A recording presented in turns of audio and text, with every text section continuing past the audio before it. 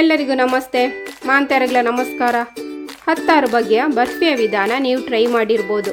ಇವತ್ತು ಇನ್ನೊಂದು ಹೊಸ ರುಚಿಯ ಮತ್ತು ಹೊಸ ವಿಧಾನದ ಬರ್ಫಿ ಟ್ರೈ ಮಾಡಿ. ಹಾಲು ಮತ್ತು ಡ್ರೈ ನಟ್ಸ್ನಿಂದ ತಯಾರಾಗುವ ಈ ಬರ್ಫಿಯ ರುಚಿ ಅಂತೂ ಅದ್ಭುತ. ಐತಾಳ್ಸ್ ಕಿಚನ್ ಎಲ್ಲ ವೀಕ್ಷಕರಿಗೆ ಸ್ವಾಗತ. ಇವತ್ತು ರಾಜ್ಭೋಗ್ ಬರ್ಫಿ ತಯಾರಿಸೋಣ. ವಿಧಾನ ನೋಡೋ ಮೊದಲು ಚಾನಲ್ ಸಬ್ಸ್ಕ್ರೈಬ್ ಆಗಿ. ಬನ್ನಿ ಹಾಗಾದರೆ ವಿಧಾನ ನೋಡೋಣ. ಬರ್ಫಿ ಮಾಡಲಿಕ್ಕೆ ನಾನಿಲ್ಲಿ 15 ಗೋಡಂಬಿ ಹಾಗೆ 15 ಬಾದಾಮಿ ತಗೊಂಡಿದ್ದೇನೆ. ಎರಡನ್ನು ಕೂಡ ಸಣ್ಣಗೆ ಕಟ್ ಮಾಡಿಕೊಳ್ಬೋದು. ನೀವು ಇದರೊಟ್ಟಿಗೆ ಪಿಸ್ತಾ ಬೇಕಾದ್ರೂ ತಗೊಳ್ಬೋದು. ನಾನು ಪಿಸ್ತಾವನ್ನು ಕೊನೆಯಲ್ಲಿ ಗಾರ್ನಿಷ್ ಮಾಡಲಿಕ್ಕೆ ಯೂಸ್ ಮಾಡ್ತಾ ಇದ್ದೇನೆ. ಈಗ ಕಟ್ ಮಾಡಿದ ಡ್ರೈ ನಟ್ಸನ್ನು ಫ್ರೈ ಮಾಡಿಕೊಳ್ಬೇಕು. ಅದಕ್ಕೆ ಗ್ಯಾಸಲ್ಲಿ ಒಂದು ಬಾಣಲೆ ಇಟ್ಟುಕೊಂಡಿದ್ದೇನೆ. ಅದಕ್ಕೆ 1 ಟೇಬಲ್ ಸ್ಪೂನ್ ಅಷ್ಟು ತುಪ್ಪ ಹಾಕ್ಕೊಳ್ಳೋಣ.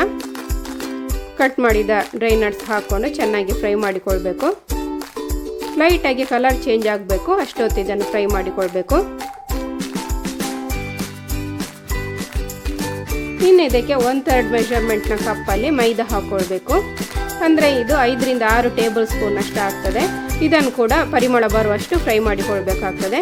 ಆಮೇಲೆ ಇದನ್ನು ಪಕ್ಕಕ್ಕೆ ಇಟ್ಟುಕೊಳ್ಳೋಣ. ಬರ್ಫಿ ಮಾಡಲಿಕ್ಕೆ ನಾನಿಲ್ಲಿ 1 ಲೀಟರ್ ಅಷ್ಟು ಹಾಲು ಯೂಸ್ ಮಾಡ್ತಾ ಇದ್ದೇನೆ. ನಂದಿನಿ ಅವ್ರದ್ದು ಶುಭಮ್ ಅಥವಾ ಸಮೃದ್ಧಿ ತಗೊಳ್ಳಿ, ಇದರಲ್ಲಿ ಫ್ಯಾಟ್ ಜಾಸ್ತಿ ಇರ್ತದೆ. ಇದನ್ನೊಂದು ಬಾಣಲೆಗೆ ಹಾಕೊಳ್ಳೋಣ. ಬರ್ಫಿಯ ರುಚಿ ಮತ್ತು ಥಿಕ್ನೆಸ್ ಇನ್ನೂ ಜಾಸ್ತಿ ಮಾಡಲಿಕ್ಕೆ ನಾನು ಇಲ್ಲಿ 2 ರಿಂದ 3 ಟೇಬಲ್ ಸ್ಪೂನ್ ಅಷ್ಟು ಹಾಲಿನ ಹುಡಿ ಹಾಕ್ಕೊಳ್ತೇನೆ. ಇದನ್ನು ಚೆನ್ನಾಗಿ ಮಿಕ್ಸ್ ಮಾಡಿಕೊಳ್ಳೋಣ.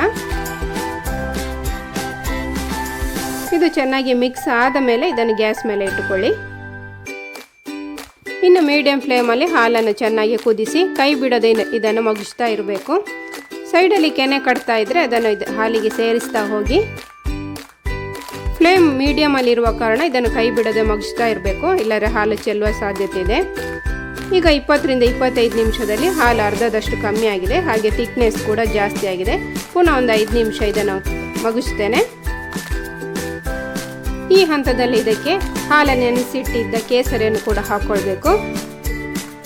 ಪುನಃ 4-5 ನಿಮಿಷ ಮಗುಚಿದ ನಂತರ ನಾನಿಲ್ಲಿ 250 ಗ್ರಾಮ್ನಷ್ಟು ಸಕ್ಕರೆ ಹಾಕ್ಕೊಳ್ತಾ ಇದ್ದೇನೆ. ಅಂದರೆ 1/4 ಕಪ್ ಅಂತ ಹೇಳ್ಬೋದು. ನಾನಿಲ್ಲಿ ವೈಟ್ ಶುಗರ್ ಮತ್ತು ಬ್ರೌನ್ ಶುಗರ್ ಮಿಕ್ಸ್ ಮಾಡಿದ ಕಾರಣ ಸಕ್ಕರೆದು ಕಲರ್ ಸ್ವಲ್ಪ ಚೇಂಜ್ ಕಾಣ್ತಾ ಇದೆ. ನೀವು ನಾರ್ಮಲ್ ಆಗಿ ಯಾವ ಸಕ್ಕರೆ ಉಪಯೋಗಿಸ್ತೀರೋ ಅದನ್ನೇ ಉಪಯೋಗಿಸಿ. ಸಕ್ಕರೆ ಹಾಕಿ 10 ನಿಮಿಷದ ನಂತರ ಮೊದಲೇ ಫ್ರೈ ಮಾಡಿ ಇಟ್ಟುಕೊಂಡಿದ್ದ ಮೈದಾ ಮತ್ತು ಡ್ರೈ ನಟ್ಸ್ ಹಾಕ್ಕೊಂಡು ಇದನ್ನು ಪುನಃ ಮಗುಚ್ತಾ ಇರಬೇಕು. ಮೈದಾ ಹಾಕಿದ ಮೇಲೆ ಕೈ ಬಿಡದೆ ಮಗುಚ್ತಾ ಇರಿ, ಯಾಕಂದರೆ ತಳ ಹಿಡಿಯುವ ಚಾನ್ಸ್ ಇರ್ತದೆ. ನಿಧಾನಕ್ಕೆ ಗಟ್ಟಿ ಆಗ್ತಾ ಬರ್ತದೆ. ಈ ಬರ್ಫಿ ಮಾಡಲಿಕ್ಕೆ ಸಮಯ ಜಾಸ್ತಿ ಬೇಕು, ಹೌದು, ಆದರೆ ಕೊನೆಯಲ್ಲಿ ರುಚಿ ಮಾತ್ರ ನೀವು ಯಾವತ್ತೂ ಮರೀಲಿಕ್ಕಿಲ್ಲ. ಅಲ್ಟಿಮೇಟ್ ಅಂತ ಹೇಳ್ಬೋದು. ಈಗ ಇದರ ಹದ ಸ್ವಲ್ಪ ದಪ್ಪ ಆಗಿದೆ.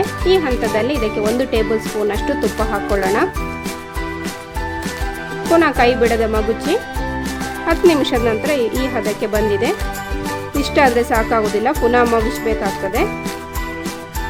ಪುನಃ 1/4 ಗಂಟೆ ಮಗುಚಿದ್ದೇನೆ ನಾನು. 1/4 ಗಂಟೆ ನಂತರ ಈ ಹದಕ್ಕೆ ಬಂದಿದೆ. ಈಗ ಇದು ಪಾತ್ರೆಯಿಂದ ಸಪ್ರೇಟ್ ಆಗ್ತಾ ಬಂದಿದೆ ನೋಡಿ.